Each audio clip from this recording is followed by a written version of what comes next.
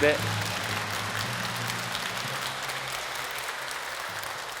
새로운 시작하도록 하겠습니다. 오늘 시작기도 바치고 시작할게요. 성부와 성자와 성령의 이름으로. 오늘은 사도행전 6장의 말씀으로 시작하겠습니다. 그리하여 사람들은 병자들을 한 길까지 데려다가 침상이나 들것에 눕혀놓고 베드로가 지나갈 때 그의 그림자만이라도 누구에겐가 드리워지기를 바랐다. 예루살렘 주민의 여러 고을에서도 많은 사람들이 병자들과 또 더러운 영에게 시달리는 이들을 데리고 몰려들었는데 그들도 모두 병이 나았다. 둘이나 셋이 모인 곳에 언제나 함께 하시겠다 하신 주님, 언제나 그 모임 안에 우리든 갈등하고 불목하며 두려워합니다. 당신의 사랑과 희생으로 저희가 모였음을 깨닫게 하소서. 그리하여 서로를 더욱 이해하고 나의 것이 아닌 다른 이들의 것을 더욱 바라보게 하소서. 그리하여 당신이 원하셨던 그 길을 우리 또한 걷게 하소서. 우리 주 그리스도를 통하여 비나이다. 성부와 성자와 성령의 이름으로. 안녕하십니까? 네. 한 주일 동안 잘 지내셨습니까? 네. 저도 한 주일 동안 이런저런 일들 하느라고 많이 지냈는데요. 항상 이 시간을 기대하며 있는 것 같아요. 일주일에 살아가면서 이번 주에는 또 어떤 얘기를 또 해볼까? 또 그러면서 내 자신에 대한 이야기들도 많이 한번 바라보려고 노력하고 또 그 바라본 것들을 또 하느님께서 나에게 해주신 어떤 것들이 있는가 다시 한번 되돌아보면서 살아가는 시간인 것 같습니다. 그래서 저 또한 여러분에게도 은총의 시간이 되셨으면 좋겠지만 그거보다 우선 저에게 참 은총의 시간이라는 생각이 많이 듭니다. 그래서 나에게도 또 나의 삶 안에서 언제나 하느님께서 주시는 은총을 바라보며 잘 살아가고 있지 않나? 그래서 조금은 나에 대한 생각들을 조금은 더 고삐를 잡고 앞으로 가고 있지 않나라는 생각들을 해봅니다. 그래서 제가 여러분들께 감사하던 말씀을 꼭 드리고 싶은 생각이에요. 좀 쉬고 싶을 때, 좀 그냥 하기 싫을 때 그냥 있는데 또 이 방송 준비를 하고 또 어떤 이야기를 해야 되고 또 뭔가를 해야 되기 때문에 여러분들 때문에 그나마 또 조금 더 앞으로 나가는 것 같습니다. 어떤 분이 저한테 이제 문자를 신부님 참 감사합니다라는 문자를 보내신 적이 있어요. 근데 제가 이제 그때 보냈던 문자가 그 감사함의 마음을 채찍질로 생각한다. 채찍질로 생각해서 더 열심히 더 최선을 다해 뭔가를 해나가려는 그런 채찍질로 생각하고 있다라고 이제 문자를 보내드렸던 것 같아요. 여러분들이 바라보시는 그 마음들이 저에게는 또 한 번 채찍질입니다. 그래서 조금은 더 열심히 저도 준비하고 여러분들과 함께 같이 이야기 나눠보도록 하겠습니다. 저번 시간에 제가 말씀드린 게 우리 공동체에 대한 친교의 이야기를 조금 했던 것 같습니다. 친교에 대한 이야기를 사도행전 안에서는 한 단어로 표현하고 있어요. 그 단어가 뭐냐면 한 마음 한 뜻이라는 그 표현이죠. 한 마음 한 뜻으로 이루어지는 그 마음들을 우리는 가져야 된다. 그러기 위해서 그 한 마음이 되기 위해서 다른 사람들과 모여서 내가 가지고 있는 것들만 고집하는 게 아니라 내 것을 하나씩 내려놓을 때 누군가 함께 나눌 때 우리들은 한 마음 한 뜻이 될 수 있다. 그 내려놓지 못한 마음은 누구 때문이라고? 나 때문이라고? 아니라고? 사탄 때문이라고. 사탄에게 악마에게 나의 마음을 빼앗겼기 때문에 우리는 내려놓지 못하고 있는 거야. 그 사탄의 마음은 내가 가지고 있는 욕심 아니면 내가 가지고 있는 고집들 그런 것들을 내려놓지 못하고 있는 마음. 또한 또 하나의 친교를 방해하는 요인이 뭐라 그랬어요? 사도행전 시기심이라고 그랬어요. 질투심. 다른 사람과 나를 비교하면서 이 사람은 이게 이만큼 가졌는데 나는 요만큼밖에 못 가졌구나 라고 생각하게 되면 언제나 감사하지 못하고 언제나 내가 내 자신에게 만족하지 못하면서 살아가요. 하느님을 바라보지 않고 언제나 내가 가지지 없는 것들만을 바라보게 되니까 이 사람의 것을 어떻게 된다고? 빼앗으려는 생각만 가지고 있다는 거죠. 그게 우리들 마음 안에서는 한 마음 한 뜻이 되는 그 마음들을 조금은 더 벗어나게 한다라고 말씀드렸습니다. 오늘 제가 말씀드릴 것도 조금 이어지는 부분이에요. 공동체에 대한, 다시 말해서 예수님의 이름으로 모인 공동체, 그래서 우리가 일명 말하는 교회라고 하는 그 공동체가 어떻게 살아가야 될 것인가, 또한 그 공동체에서 어떤 마음으로 살아가야 될 것인가를 조금 더 자세히 바라보도록 하겠습니다. 일단 우리들이 사람들이 모였다고 한다면 그 사람들의 모임 안에서 한 마음 한 뜻이 되지 않는 마음들은 너무나 당연한 것 같아요. 제가 신학교에 들어갔을 때, 신학교를 입학하고 나서, 신학교를 입학하면 다 어떤 사람들이에요? 다 신부가 되려고 하는 사람들이에요. 그러면 어떤 사람이겠어요? 다 마음이 착한 사람들이겠죠. 왜 웃으세요? 마음이 착해. 착한 사람들이에요. 다 알구나. 다 아시는구나. 내가 뭔 말인지 다 아시는구나. 다 착한 사람이라고 생각하고 신학교를 들어갔어요. 신학교를 들어갔어. 다 신부가 되려고 한 사람들이야. 근데 가가지고 보면 어때요? 거지 같은 놈 엄청 많아요. 저 자체부터도 그러고, 저 자체부터가 그래요.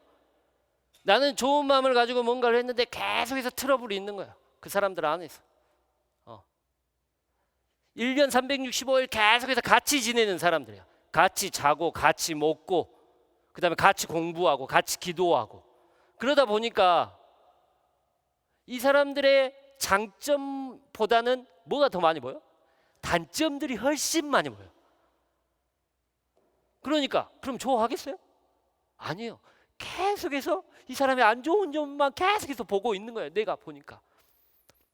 그래서 뭐 회의를 하거나 아니면 같이 뭐 나눔을 하거나 하면 너 왜 그렇게 살아? 그렇게 살지 마 라고 얘기하면 거기서는 또 뭐라 그래요? 니는 잘 사냐? 라고 얘기해요. 그러니까 어떻게? 계속해서 부닥치고 있는 거야. 다 좋은 사람이라고 생각했는데 다 그렇지 않는 사람들이 너무 많다는 거야. 여러분도 그런 경험이잖아요. 교회, 예수를 믿는 사람들의 뭐예요? 모임이에요. 모임. 예수를 따르겠다고 하는 사람들의 뭐예요? 모임이에요. 예수님을 배우고 예수님을 알고 예수님을 따라 살아가겠다는 사람들의 모임이 뭐예요? 교회예요. 그 교회에 여러분들은 계세요. 근데 그 안에 좋은 사람만 있습니까? 아니요. 다 좋은 사람이죠. 다 좋은 사람이에요. 하지만 그 안에서 갈등이 없습니까? 분명히 갈등은 있어요. 근데 우리들은 착각을 하고 있다고 저는 생각해요. 교회는 내가 생각하는 그 착해야만 한다라는 생각을 머릿속에 가지고 있어요. 그러니까 교회에 와가지고 또 다른 사람하고 트러블이 있으면 어떻게 돼요? 그 교회를 어떻게 해? 교회는 착해야 되는데 이 사람 보니까 교회는 안 착한 것 같아. 이 사람은 교회를 다니고 있어도, 성당을 다니고 있어도 진짜 안 착해. 너무나 나빠. 착한 것뿐만이 아니라 너무나 나빠. 그러면 나는 내 신앙심에 대해서 회의감을 안 느낄까요? 회의감을 느낄 수도 있어요. 그럼 어떻게? 내가 교회를 떠나야지. 저는 이거는 잘못된 생각이라고 생각해요. 교회는 사람들의 모임이에요. 약한 사람들의 모임이에요. 제가 굉장히 좋아하는 저희 은사 신부님이 계신데요. 마산교구 이재미 신부님인데 그 신부님이 책을 쓰셨는데 그 책의 제목이 뭐냐면 교회는 순결한 창녀라는 말을 쓰셨어요. 순결한 창녀. 두 개가 순결하다 하는 거하고 창녀하고 어떻게 돼요? 모순돼요. 교회는 그렇게 모순돼요. 하느님의 이름으로 모인 공동체는 착해야 돼요. 하느님의 방향으로 나아가야 돼요. 근데 그 안에 있는 구성원들은 어때요? 다 착해요? 아니요. 나쁜 놈도 있어요. 그걸 우리는 인정하고 살아가야 된다는 거죠. 그렇기 때문에 그 안에서 뭐예요? 갈등이 있다는 거죠. 갈등이 없으면 어떨까요? 갈등이 없으면 안 돼요. 교회 안에는. 왜?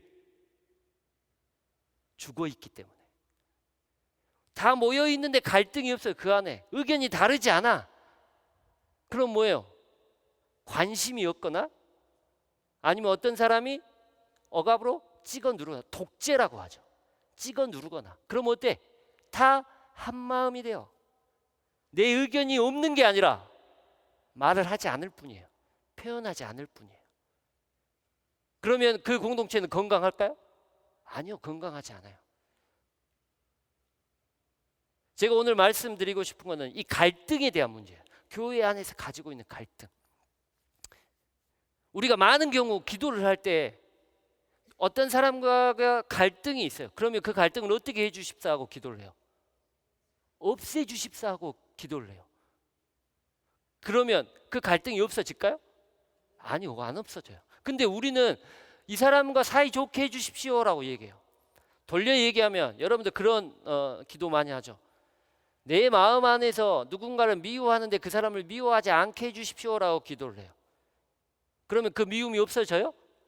안 없어져요. 그럼 뭐예요? 기도를 잘못하고 있다는 거예요.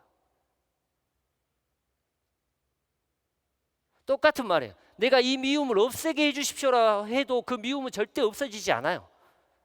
제가 해보니까 그러더라고요. 그럼 우리는 어떻게 기도해야 될까요? 미움을 없애는 게 아니라 그 사람을 사랑하게끔 해주라는 거예요. 미워하지만 사랑할 수 있어요. 애증의 관계가 될 수 있어요. 애증. 자, 때려 죽이고 싶은데 갈등도 마찬가지예요. 그 갈등을 통해 우리들이 당신을 더 향하게 해주십시오라고 기도를 해야 돼요. 우리는 그 갈등을 통해 우리는 그 갈등 안에서 무엇을 배워야 할 것인가에 대한 이야기들을 제가 오늘 이 시간에는 좀 해드릴까 합니다. 일단 공동체 안에서 사도행전 안에서도 공동체 안에서 갈등이 이루어나요. 갈등이. 아까도 말했듯이 사탄에게 마음을 빼앗기거나 분쟁이 일어나는 것도, 왜냐하면 내가 다 내어놓아야 하는데 다 내어놓지 못하는 마음들이 있어요. 또한 그게 아까 말했죠. 그게 왜 그랬다고? 시기심 때문이라고. 그 얘기가 다음에 6장에서 그대로 나오게 됩니다. 그 6장에 잘 보시면 6장 1절에서 7절까지의 내용입니다.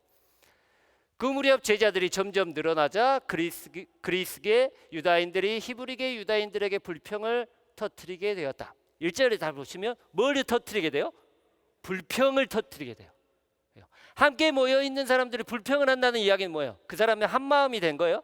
아니요. 한 뜻이 된 거예요? 아니에요. 근데 그 이유가 뒤에 나와요. 그 이유가 뭐냐면 그들의 과부들이 매일 배급을 받을 때 홀대를 받았기 때문이다. 여기서 그들은 누구예요? 그리스계 유다인들의 과부들이에요. 그러면 홀대를 받았다는 거예요. 배급을 주는데 빵을 배급을 줘요. 다른 사람들이 다 공동 재산으로 해가지고 자기가 가진 것들을 다 내어놓고 그것들을 사람들이 모아가지고 적당한 양식 다 이렇게 배분을 하는데, 그리스계 유다인들 속에 있었던 남편이 없는 과부들, 그 과부들에게는 빵을 나누어 줄 때 많이 줬다고 조금 줬다고? 조금 줬다고. 그러니까 그 사람들이 불평하기 시작해요. 왜 불평할까요?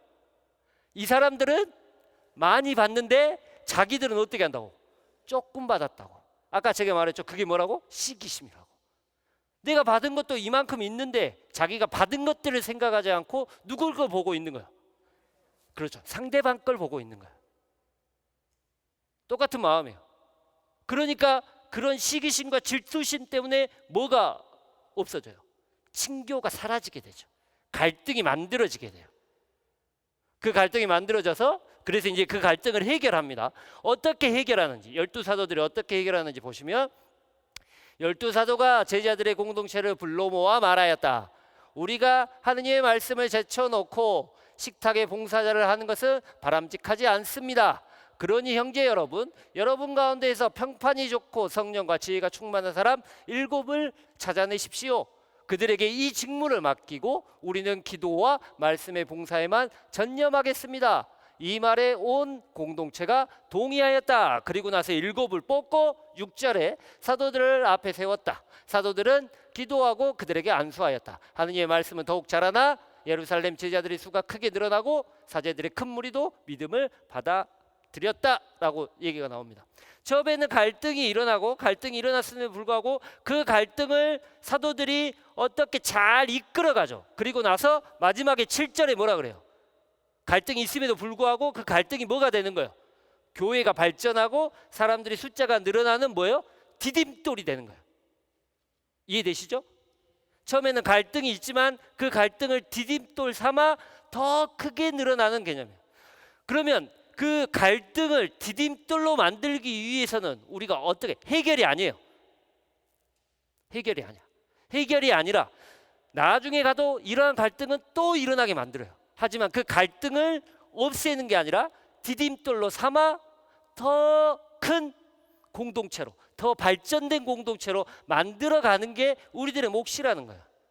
그 몫을 이제 성경에서 제가 알려드리도록 하겠습니다. 성경이 어떻게 얘기하고, 첫 번째,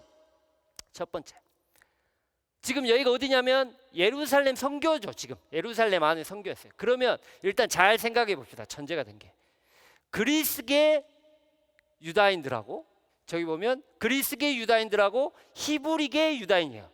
그러면 히브리계 유다인들이 그곳에 더 많을까요? 그리스계 유다인들이 더 많을까요? 그곳이 예루살렘이란 게 지금 예루살렘이라고. 예루살렘이면 누구 땅이에요? 히브리 사람들 땅이에요. 그렇죠? 그러면 거기에서 그리스 사람들은 어떤 사람들이에요? 외국에서 예루살렘으로 넘어온 사람들. 히브리 사람들은 어떤 사람들이에요? 히브리계 유다인들은 거기서 살고 있었던 사람들. 그러면 그리스계 유다인들이 더 많아요? 히브리계 유다인들이 더 많아요? 그렇죠. 당연히 히브리계 유다인 사람들이 대다수를 청하고 있는 거죠. 대다수를. 그러면 그리스계 사람들은 어때요? 소수라는 거예요. 소수. 굉장히 소수라는 거죠. 근데 그 소수 중에서도 과부면 누구야? 남편이 없는 사람이야. 남편은 그 당시에 어떤 사람이냐면, 그 당시에 이제 지금은 아니지만 그 당시에는 여자는 뭐예요?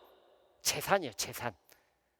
노예보다도 노예하고 거의 삐까삐까하는, 비등비등하는 그런 존재였어요. 근데 남편이 있기 때문에 남편이 그러면 뭐 해줘요? 내가 잘못하거나 하면 보호막이 돼줬어요. 과부라고 하면 그 보호막이 어때요? 없는 사람들이에요. 그 공동체 안에서도 대다수를 차지하고 있지 않는 그리스계 유다인 중에서도, 그 중에서도 내가 잘못했을 때, 내가 불평이 생겼을 때 대변해줄 남편이 없는 누구예요? 과부예요. 소수 중에서도 가장 약한 사람들을 누구라고 표현하냐면 그리스계 과부라고 표현할 수 있죠. 첫 번째는 5분밖에 안 남았습니까? 첫 번째는 약한 사람들의 목소리를 듣는 거예요. 갈등이 일어났을 때 우리는 많은 경우 갈등이 일어나면 어때요? 조금이 얘기하는 사람들의 소수의 목소리는 어때요? 너희들 조용히 해. 무시하죠. 그들이 어떤 소수의 목소리를 하더라도 그 중에 어떤 한 사람이, 여러분들 성당 잘 생각해 보세요. 여러분들 모임 잘 생각해 보면 그 성당 안에서도 소수인데 한두 명밖에 아니고 한 10명이서는 막 이렇게 얘기하는데 그 사람들이 분란을 이렇게 가지고 막 불평 토로하니까 어떻게? 너희들 조용히 해. 그냥 우리 따라와 라고 하는. 근데 이 중에 힘 있는 사람 한두 명 있으면 어때요? 목소리 큰 사람 있으면 어때? 목소리 막 지르면 그래 한번 생각해 볼까? 라고 얘기하지만 목소리도 잘 못 내는 사람들이 있어요. 그러면 어때? 잘 들어주지 않아. 근데 그게 진리가 아니라는 거죠. 예수님의 진리는 어때요? 99마리가 아니라 어떤 양이에요? 잃어버린 한 마리의 양이에요. 그게 교회 안에서의 가치예요. 이 사람들이 옳을 수도 있고 잘못될 수도 있어요. 소수의 사람들이 잘못될 수도 있어요. 하지만 어때? 들어줘야 한다는 거죠. 다수의 사람들이 잘못된 방향으로 나아갈 수도 있어요. 하지만 이 사람들이 옳을 수도 있어요. 하지만 뭔가를 결정할 때 다 들어야 된다는 거예요. 특히 누구를? 소수의 이야기들을. 다수의 이야기는 안 들으려고 해도 다 들려요. 그러니까 들을 필요가 없는 게 아니라 우리가 안 들으려고 해도 다 들어. 왜냐하면 다수의 의견이기 때문에. 하지만 소수의 의견은 우리가 무시하는 경우가 많죠. 그러면 갈등은 해소되지 않아요. 어떻게 될까요? 숨겨져 있을 뿐이에요. 그럼 그 분란은 어떻게 될까? 나중에 다시 나오게 돼요.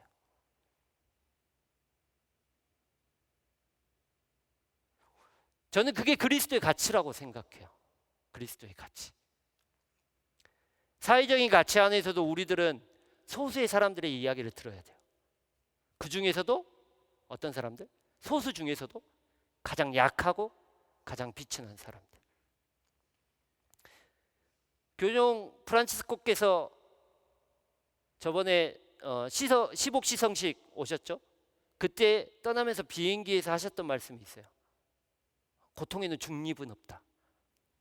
가장 약하고 가장 부족하고 가장 힘없는 그 사람들의 목소리를 일반 사람들은 들어주지 않는다. 그럼 누가 들어줘야 되냐? 우리가 들어줘야 된다라는 거죠. 가장 고통스럽고 가장 아파하는 사람들. 그게 교회뿐만이 아니에요. 사회 안에서. 그게 그리스도의 가치이기 때문에. 우리들의 모임 안에서 여러분들 한번 생각해 보세요. 가장 떨어져 있는 사람들이 누구인가? 가장 소외되어 있는 사람들이 누구인가? 가장 목소리가 작은 사람들이 누구인가? 그들이 어떤 목소리를 내고 있는가? 그들이 어떤 이야기들을 하고 있는가? 그래야지만 공동체가 갈등을 한 발짝 딛고 앞으로 나아갈 수 있지 않을까라는 생각입니다. 다음 시간에 이어서 계속 할게요. 감사합니다.